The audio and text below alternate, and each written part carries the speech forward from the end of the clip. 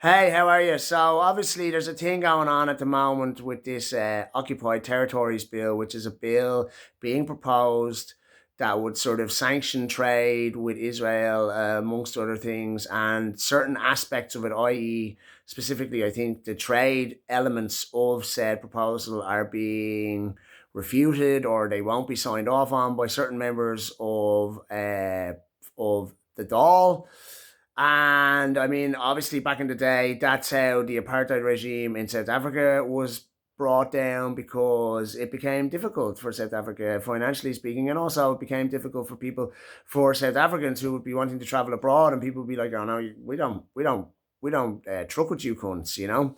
And that's what brought about the downfall. Essentially, the boycott is what brought down the apartheid regime in South Africa. And it's mad that, we were willing to do it then, but we're not willing to do it now. I wonder what that's about. Is it because Israel has too much power, too much sway around the world, or do we care more about the affected people in South Africa than we do about, like, I suppose, than the Arabs or Palestinians? I don't know which one it is, but what I do know is that it's surreal and sort of unfathomable, and especially against the backdrop of a situation where Israel has gone outside of its jurisdiction, has gone into international waters outside of Greece, intercepted and hijacked an aid flotilla destined for Gaza, kidnapped essentially everyone on board, including Irish citizens,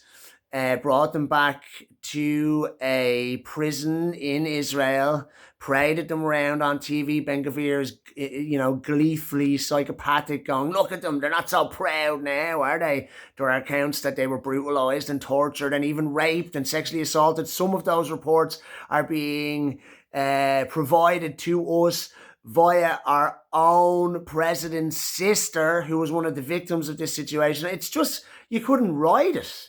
And at the very least, we should be signing every aspect of the Occupied Territories Bill. What we should really be doing, along with other European states, is like, there should be some military response to this situation, a Security Council response to this situation. Because imagine, if you will, that Russia intercepted an aid flotilla destined for the Ukraine and hijacked it and kidnapped everyone on board, including European citizens, and brought them to a gulag in Russia and raped and sexually assaulted and brutalized and tortured them. What do you think would be happening right now if that had happened?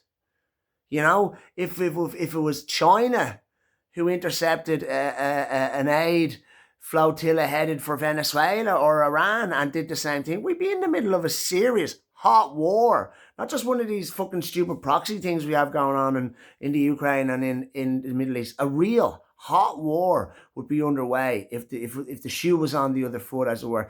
It's just, like I said, it's unfathomable. It's outrageous.